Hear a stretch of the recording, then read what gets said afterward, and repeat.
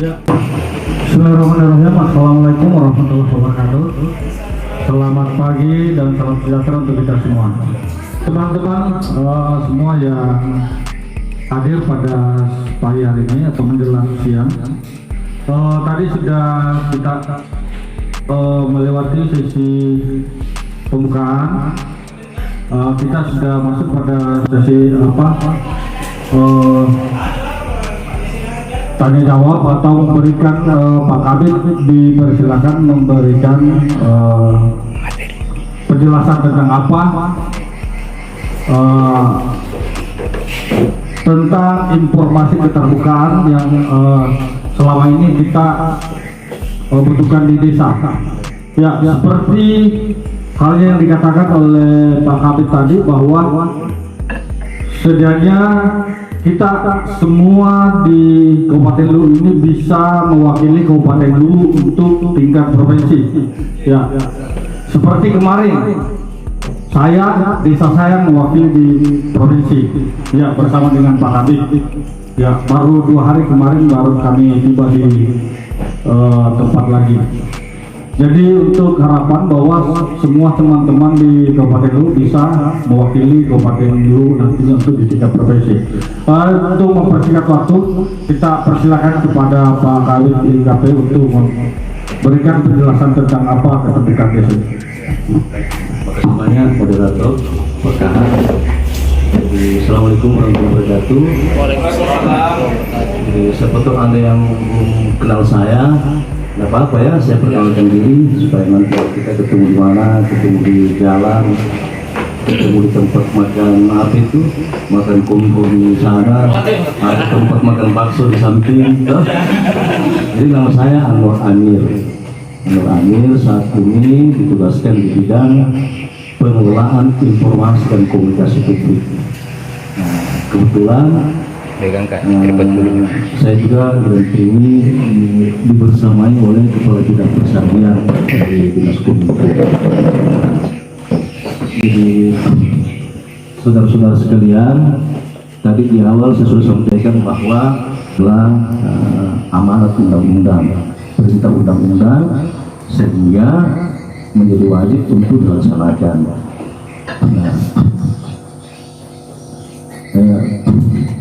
Keterbukaan informasi, berbicara keterbukaan informasi publik itu kan saya tanya ke dulu semua, apa sudah biasa kita dengar itu tentang keterbukaan informasi publik? Biasa. Sudah sering ya? Sudah hal yang bukan hal yang baru. Nah, berbicara keterbukaan informasi publik, maka berbicara PPID. Kenapa demikian? Karena dalam regulasi, dalam undang-undangnya, dalam peraturan-peraturan bawahnya, keterbukaan informasi publik itu dilaksanakan, ditanggungjawabkan oleh pejabat pengelola informasi dan dokumentasi. Ya, nah, kalau di pemerintahan desa, siapa itu PPID? Nah, di pemerintahan desa itu sebagaimana diatur di Peraturan Komisi Informasi nomor 1 tahun 2014. PPID-nya itu adalah sekretaris desa. PPID-nya, atasan PPID-nya adalah kepala desa.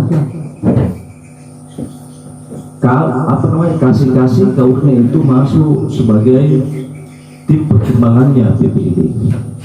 Itu pertama ya. Tuh. Jadi karena seperti itu, maka di desa dalam penerapannya harus ada regulasi juga. Harus ada peraturan desa dan ada keputusan kepala desa tentang struktur PPID itu. Kemudian apa itu informasi publik? Nah, kalau sudah ada kata publik di belakang informasi, maka itu sudah menjadi informasi milik umum. Beda kalau hanya informasi publik. Kalau dia informasi itu belum tentu dia terbuka secara umum untuk publik. Tetapi kalau sudah ada kata publiknya, maka informasi itu sudah menjadi milik publik, maka publik berhak mengakses itu. Ya, lanjut. Jadi berdasarkan undang-undang informasi publik itu ada 4. Informasi itu ada 4 kategori. Pertama, informasi publik yang wajib tersedia setiap saat. Kedua, informasi publik yang wajib tersedia secara berkala. Ketiga, informasi publik yang wajib tersedia secara serta-merta. Keempat, informasi yang dikecualikan. Jadi tidak semua terbuka. Tidak semua informasi terbuka. Nah, bagaimana menentukan apakah ini informasi setiap saat, apakah ini informasi berkala, serta-merta, atau dikecualikan? Ada di undang-undang petunjuknya, ada di peraturan Komisi Informasi petunjuknya. Maka menjadi sangat penting kita baca itu regulasi, dipahami, ya, saudaraku sekalian, ya, karena kita dalam bekerja kita tidak bisa bekerja muntah-muntah. Sumpah saya sekdes, saya Pak Desa, saya harus tahu apa tugasku sebagai kepala desa berdasarkan aturan undang-undang. Apa fungsiku? Nah, begitu juga berbicara informasi publik, dibaca dulu itu aturannya.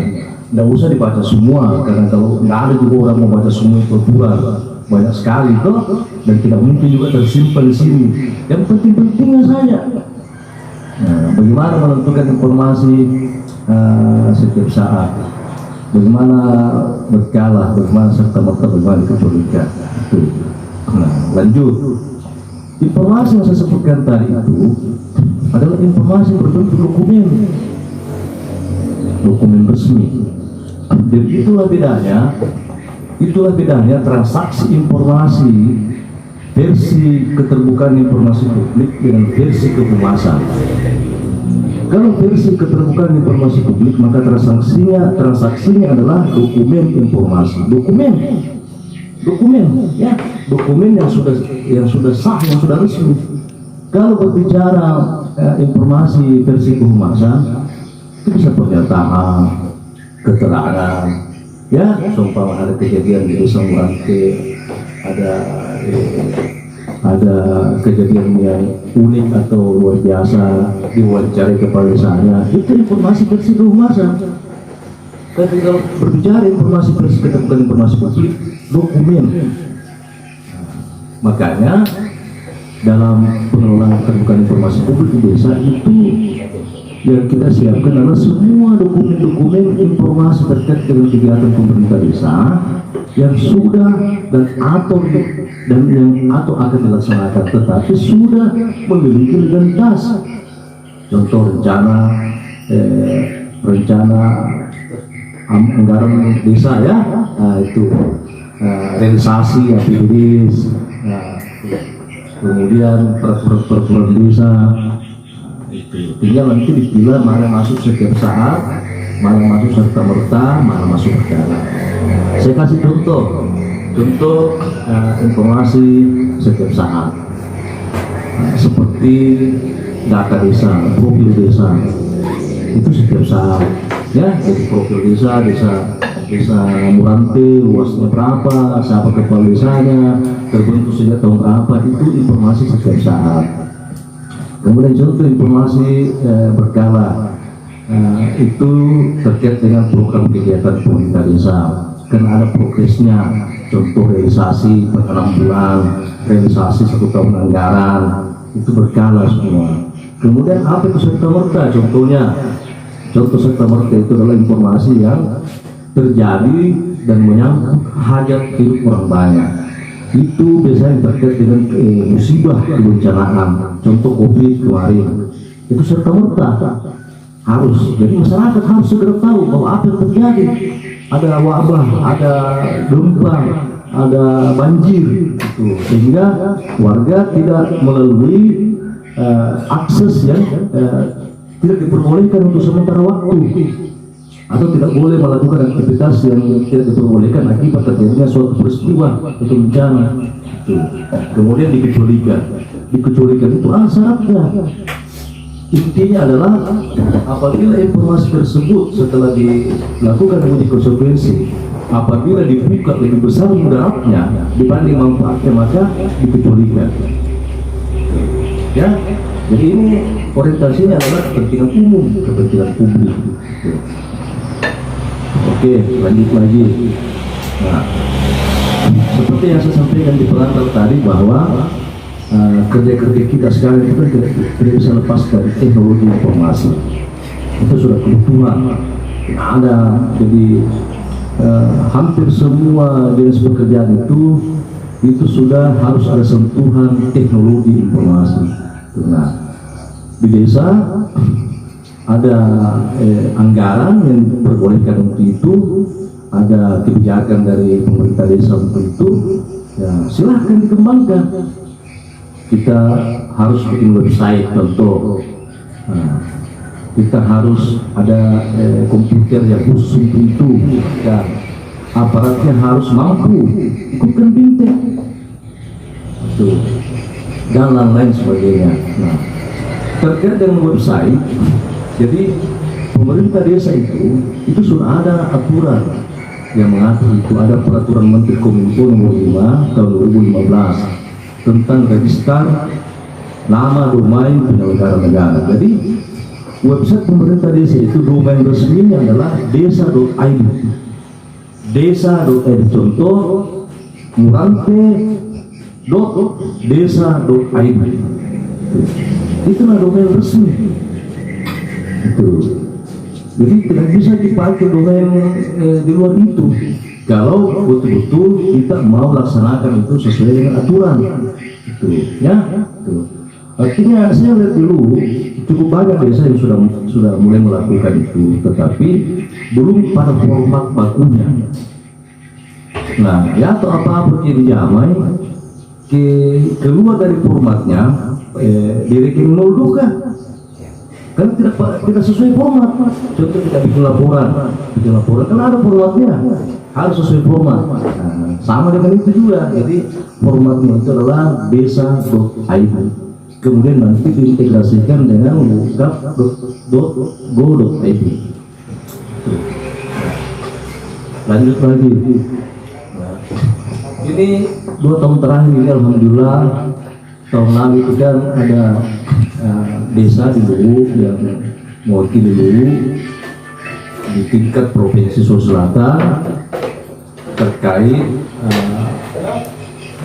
monitoring, evaluasi, peningkatan keterbukaan informasi publik desa tahun 2021 kemarin itu ada di Sulawesi Selatan. Dan alhamdulillah tahun ini 2022 ada di Desa Sampalo, ada kasat desnya di belakang, ada lokasinya, dan saya berharap agar tahun depan mengulang ini. Jadi Desa Sampalo tadi kita transport ini apa-apa ke desa-desa sekitar bagaimana supaya desa-desa ini juga ikut dalam kerja-kerja keterbukaan informasi publik sesuai dengan peraturan perundang-undangan itu. Jadi luar biasa manfaatnya, Pak. Luar biasa kegunaannya, luar biasa manfaatnya. Kita akan rasakan. Jadi bukan hanya pemerintah desa rasakan, tetapi masyarakat lebih ada kemudahan, ada keterbukaan. Dan ini termasuk salah satu instrumen yang cukup efektif dalam menepis berita-berita hoax, berita fitnah. Biasa kan ada kita itu ada fitnah, wah boleh jawab tuh pemerintah desa, Nah, inilah pentingnya ini. Jadi untuk menepis, meminimalisir informasi-informasi yang tidak penting, tidak produktif, bahkan rentan menimbulkan fitnah itu. Kemudian lanjut, setelah tadi website ada, kemudian di situ ada laman PPID, di situ ada dokumen-dokumen informasi. Kita tingkatkan lagi backup ini keterbukaan informasi melalui media sosial. Media sosial seperti Facebook, YouTube, Instagram, dan lain-lain. Kemudian setiap ada kegiatan di pemerintah desa, baiknya dibuatkan berita, dibuatkan narasi. Tidak perlu panjang, tidak perlu, kan kita ini kan bukan versi media massa, bukan versi wartawan. Cukup saja ada penyerahan BLT, ada foto, dokumentasi, dan ada keterangan. Pemerintah desa bla bla bla telah menyalurkan BLT bla bla bla, jumlah keluarga penerima manfaat sekian. alokasi anggarannya dari apa, pokoknya begitu saja. Nah, kemudian di-upload lah itu di website supaya terupdate terus informasi kegiatan kita. Nah, inilah nanti yang menunjang apa yang kita sediakan, apa yang kita sajikan dalam bentuk dokumen informasi itu diikuti, dikuatkan oleh informasi-informasi yang tadi. Kan bukan dokumen ini yang kita kelihatan, kita hanya publish dokumentasinya, kemudian kita ikuti dengan narasi terkait dengan kegiatan itu. Itulah yang menguatkan bahwa memang dokumen-dokumen informasi ini memang selaras, sejalan dalam kerja-kerja keterbukaan informasi kepada publik seperti itu. Nah, tetapi memang yang tak kalah pentingnya memang adalah kesiapan SDM di desa. Ini yang paling penting, bahwa persoalan sumber daya manusia itu adalah persoalan yang sangat mendasar. Jadi saya sangat berharap kepada kita sekalian selaku operator betul-betul fokus, betul-betul dapat mengadopsi semua ilmu yang terkait dengan pengoperasian itu, sehingga kedepannya dapat dijamin keberlangsungannya, keberlanjutannya. Karena jangan sampai hanya sesaat, jangan sampai tahun ini lalu, tahun depan di teori, jangan sampai pada masa kepala desa ini bagus, berganti kepala desa, berubah. Nah itu. Jadi kenapa menjadi penting itu SDM, supaya ini apa-apa ke depan menjadi ada kemandirian, ada keberlangsungan, dan ada keberlanjutan. Itu sustainability-nya yang kita harapkan, ya. Itu. Dan luar biasa juga pahala, luar biasa amal jariahnya seorang pemimpin di desa kalau mewariskan hal-hal yang baik ke pelanjutnya. Itu amal jariah itu. Legacy, mewariskan sesuatu yang bermanfaat. Itu. Ya, jadi mungkin itu cukup dulu dari saya. Siapa tahu ada yang ingin dipertanyakan, ada peserta didik yang ingin menyampaikan sesuatu, apakah itu saran, pertanyaan atau apalah, saya silahkan dan hormat. Warahmatullahi wabarakatuh. Waalaikumsalam. Terima kasih. Kami Pak saya dari Sekretaris Desa Maliwung.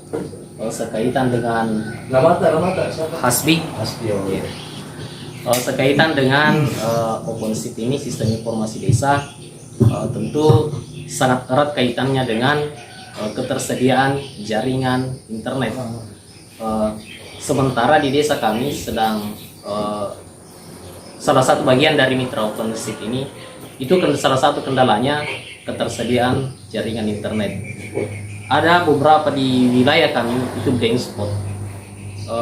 Olehnya itu melalui kesempatan ini saya sampaikan pada Pak Kabid, adakah program supaya di ketersediaan di jaringan internet di desa kami itu disiapkan oleh Kominfo. Terima kasih Pak, mudah-mudahan tahun depan insya Allah kami sudah bermitra dengan Kominfo. Assalamualaikum warahmatullahi wabarakatuh. Masukannya ya, ini masukan. Ini kendala yang dihadapi oleh pemerintah desa. Jadi memang betul sekali Pak Hasbi bahwa cukup banyak desa kita yang terhalang aksesnya oleh ketersediaan jaringan. Cukup banyak. Apalagi memang berbasis data, memang ada beberapa lokasi dulu yang masih kategori blank spot. Nah, sejak 3 tahun lalu Dinas Kominfo sudah mengusulkan ke pemerintah pusat satu proposal terkait dengan data area blank spot dan solusinya. Jadi kita bermohon ke pemerintah pusat, ke Kementerian Kominfo, agar kiranya di area-area blank spot tersebut dibangun menara atau tower. Karena pasti perlu dipahami bahwa pembangunan tower itu bukan kewenangan pemerintah daerah, itu kewenangan pemerintah pusat melalui kementerian terkait. Pemerintah daerah hanya bisa mengajukan usulan, mengajukan permohonan, mengajukan proposal. Itu. Nah, dari tindak lanjut proposal tersebut itu sudah ada, kalau saya tidak keliru, sudah ada realisasi di Kecamatan Walintang Barat. Pak Kabitnya sudah ada di sana dibangun menara tahun ini, dan insya Allah tahun depan sudah mulai operasional. Jadi itu satu kendalanya, karena memang pemerintah daerah tidak punya wewenang untuk membangun menara. Itu murni kewenangan pemerintah pusat, dan penyedia menara itu atau provider itu dalam membangun menara itu mereka kan bisnis, mereka kan usaha, profit, mereka juga memperhitungkan segala sesuatunya. Apakah daerah itu berapa jumlah penduduk di situ, berapa pengguna, berapa apa.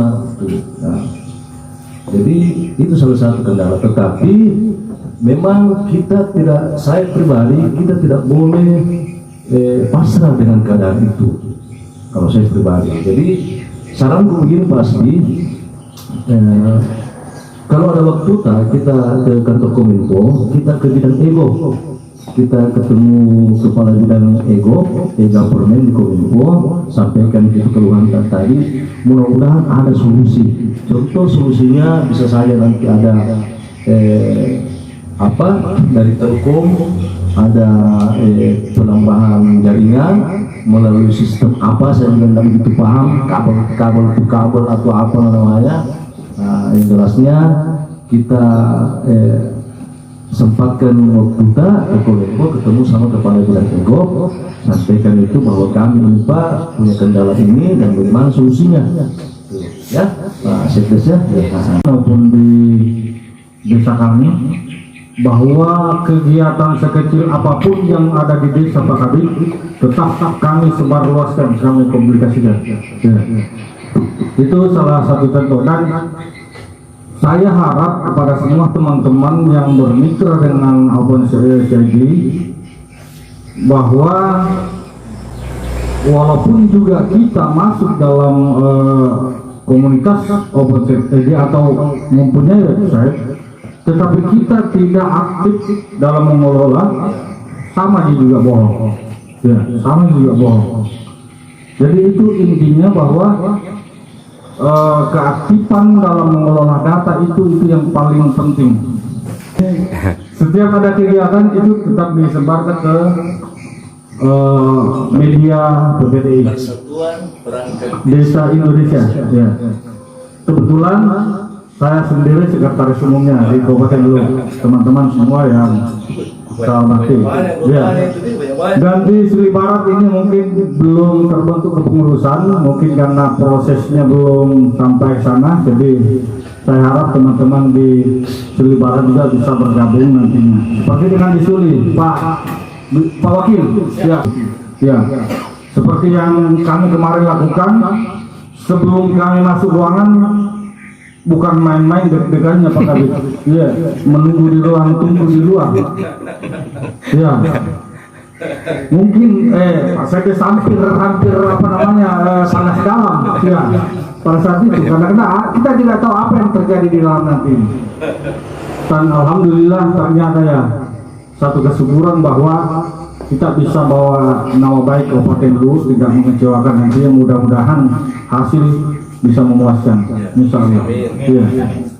Teman-teman sekalian, itulah gunanya yang namanya bermitra dengan atau memiliki website desa, karena teman-teman di Suli Barat contohnya dia masuk ke apa namanya wilayah pegunungan, ya, otomatis orang-orang yang ada di atas kita susah menjangkau kalau mereka ingin mengetahui apa situasi dan keadaan di desa kita, karena kenapa jangkauannya luas, jauh. Tetapi kalau kita aktif mengelola website kita, orang di Jakarta tidak perlu lagi mau datang di situ. Ya, orang di provinsi tidak perlu lagi mau datang di situ. Apa yang dia kerja desa apa gitu. Nah, desa Buah, apa yang terjadi di desa Buah? Karena kenapa? Setiap ada kegiatan di desa Buah langsung kita publikasikan melalui website. Jadi orang tahu, oh rapat PKK di Buah tadi jam 10. Oh kemarin di Kaili rapat RKPD apa namanya RKP. Berarti semua progres sudah dilalui begini. Sebaiknya informasi adalah informasi yang paling cepat tersampaikan ke publik. Nah, jadi tidak ada tidak ada standar waktu yang baku, tetapi definisi bahwa informasi itu harus update. Nah, update itu kan berarti terbaru, ya terbaru. Contoh, kita bikin kegiatan di kantor desa jam 9 pagi, paling tidak hari itu juga. Apakah jam 9, jam 10 selesai? Apakah jam 11, apakah jam 12, apakah jam 1, jam 3 sore? Tapi diupayakan jangan lewat dari hari itu informasinya. Jangan nanti semua tahu, apalagi kalau sudah ada media lain yang publish ya, yang publikasi, baru kita mau publish juga di webda. Jadi secepatnya. Makanya saya bilang bahwa penyampaian informasi kegiatan di pemerintah desa itu tidak perlu dikemas sedemikian rupa layaknya berita media. Jadi sederhanakan saja, yang penting jelas apa kegiatannya, siapa yang hadir, apa yang dilakukan, di mana, itu saja. Yang penting jelas bahwa pemerintah desa melakukan ini, diserahkan oleh ini, dihadiri oleh siapa, yang terima bantuan siapa, bantuannya apa namanya, apa jenisnya, berapa nominalnya, sumber anggarannya dari mana, gitu. Jadi informasi itu cepat, efektif ya. Jangan juga karena mau buru-buru salah-salah ke informasi disampaikan, jangan juga. Jadi kehati-hatian juga menjadi penting, ketelitian itu. Jadi karena kalau kita publish nih, kita publikasi nih, bukan milik kita. Sama jika kalau kita bicara, kalau kita lepas nih dari mulut kita, milik orang ini. Jadi selalu kita harus hati-hati. Ada kendali. Nah, sama juga halnya publikasi informasi kegiatan pemerintah desa. Kalau dibilang seberapa penting, sangat penting. Jadi tanpa lagi orang harus datang bertanya, kita sudah sampaikan terlebih dahulu. Ya, dipahami Pak Dik? Ya, bagaimana Pak kita melayani pihak-pihak eksternal yang datang di kantor meminta suatu dokumen atau informasi. Nah, disinilah pentingnya hari itu kita kelola yang namanya keterbukaan informasi publik, baik melalui layanan langsung maupun melalui layanan website. Nah, kalau semua dokumen-dokumen informasi yang terbuka kita sudah upload di website kita, langsung kita arahkan saja, silahkan. Semua kami sudah publikasi di website, silahkan dibuka, silahkan diakses, silahkan diunduh. Jadi tidak mesti lagi ada permohonan.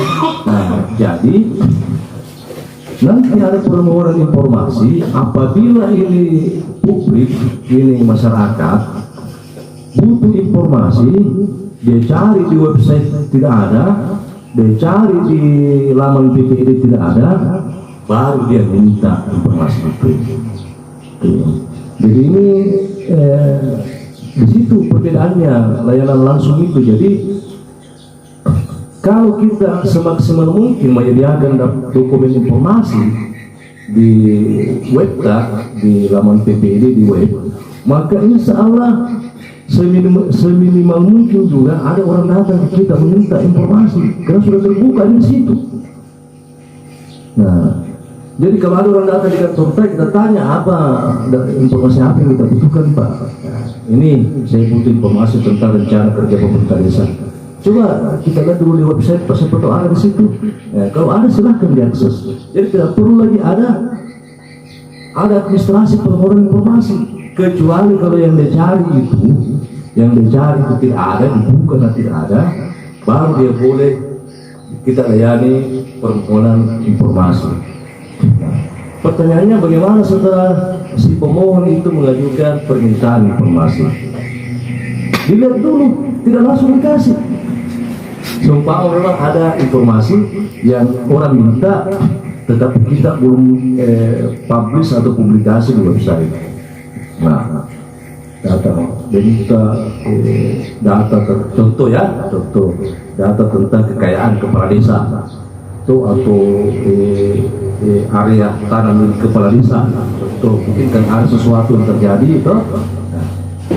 Boleh, silahkan, kita tidak boleh membatasi mereka mengajukan permohonan informasi terkait itu. Tetapi apakah kita langsung merespon itu?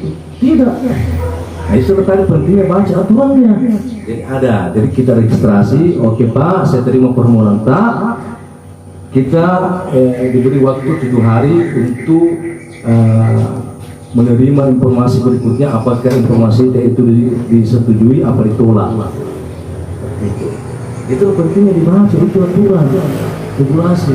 Nah, jangan sampai nanti informasi yang diminta adalah informasi yang dikecualikan. Nah, kita kasih, maka yang muncul nanti adalah distorsi informasi, kekacauan informasi, kegaduhan informasi. Nah, ini kan yang dijaga, jangan sampai terjadi kegaduhan informasi. Makanya semua sangat jelas bahwa bagaimana itu pemohon informasi, harus jelas datanya, terus siapa dia, warga dari mana, kalau dia atas nama lembaga apa, kemudian apa tujuannya diminta itu dokumen informasi, kemudian apakah itu informasi sudah ada di kita, sudah ada di pengusaha atau belum. Nah, kemudian kalau sudah ada di pengusaha apakah boleh terbuka atau belum. Nah, itu seperti itu. Tapi karena informasi publik itu adalah informasi yang bernilai maslahat, bernilai manfaat, ya. Mungkin cukup itu dari saya. Insya Allah lain waktu mudah-mudahan kita bisa ketemu lagi, dan Pasis kapanpun kalau ada kegiatan Kominfo siap dihadirkan. Mungkin, dan terima kasih, lebih kurangnya mohon dimaafkan. Wabillahi taufiq wal hidayah. Wassalamualaikum warahmatullahi wabarakatuh. Ada satu hal kunci sebenarnya yang harus teman-teman konsistensinya, itu adalah setiap kegiatan apapun di Desata itu harus diupdate. Satu. Nah, bagaimana caranya? Bagi tugas ya, antara sekdes, teman-teman staff dan kepala dusun, libatkan kepala dusun, kepala lingkungan. Mereka itu salah satu corong penting kita untuk mendapatkan akses informasi.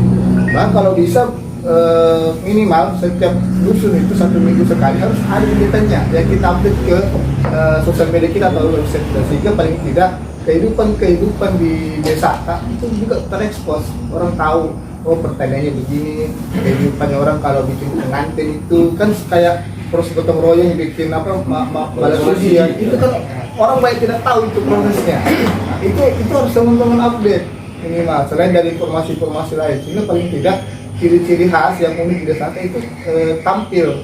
Nah, itu yang menjadi ciri khas masing-masing. Sehingga paling tidak ke depan setiap desa ini yang sudah punya sistem informasi digital punya keunikan masing-masing, ciri khas masing-masing. Nah, itu yang kita harapkan, sehingga paling tidak, nah inilah yang menimbulkan ragam budaya, ragam keunikan yang ada sehingga menyatu di Kabupaten Luwu, orang bisa lihat. Nah, itu yang kita harapkan. Maka saya bilang ke teman-teman mitra, kalaupun tidak bisa dibikin berita, minimal kirimkan di grup foto tak dengan rilisnya sedikit saja. Saya sering minta begitu kan. Nah, nanti tim saya yang bantu update. Nah, itu. Karena ya, kalau yang kurang pasti sebenarnya Open SID ini dan seperti apa, saya akan coba putar kembali dulu, ada ini desa supaya teman-teman. Open Desa percaya sepenuhnya bahwa perangkat teknologi informasi komunikasi yang terbuka, luas digunakan dan dikembangkan bersama komunitas yang peduli merupakan sarana yang efektif untuk desa cerdas. Selain itu, TIK mempunyai peran strategis dalam rangka mencapai desa mandiri yang sehat dan dinamis, meningkatkan kesejahteraan desa serta memperlancar kegiatan layanan pemerintahan desa. Itulah kenapa Open Desa hadir. Saat ini ada 2 aplikasi yang tersedia dan yang kedua, OpenData adalah sebuah kecamatan untuk mengumpulkan data dari beberapa desa yang digunakan oleh satu kecamatan. Warga dapat, oh betul tahu lah waktu sebelum jadi kemarin Pak B janjinya begini, jadi kelihatan berjalan. Ya beda kalau kita hanya ngomong tapi tidak banyak masalahnya, tidak tahu apa yang kita kerja. Nah, dengan adanya informasi ini semua hal-hal yang kita lakukan di kantor desa, di masyarakat itu kelihatan Pak. Ya, jadi ada feedbacknya antara apa yang kita omongkan dengan yang kita lakukan. Nah, itu harapannya. Ya. Jadi SID itu adalah sebuah aplikasi membantu pemerintah desa mendokumentasikan data-data desa untuk kemudian kalau dicari itu gampang didapat. Ya beda Pak kalau kita ini yang model lama ya. Nah begini kan kita masih harus cari. Bla bla bla. Kalau di kita tinggal kita ketik saya kata kunci sudah ketemu filenya.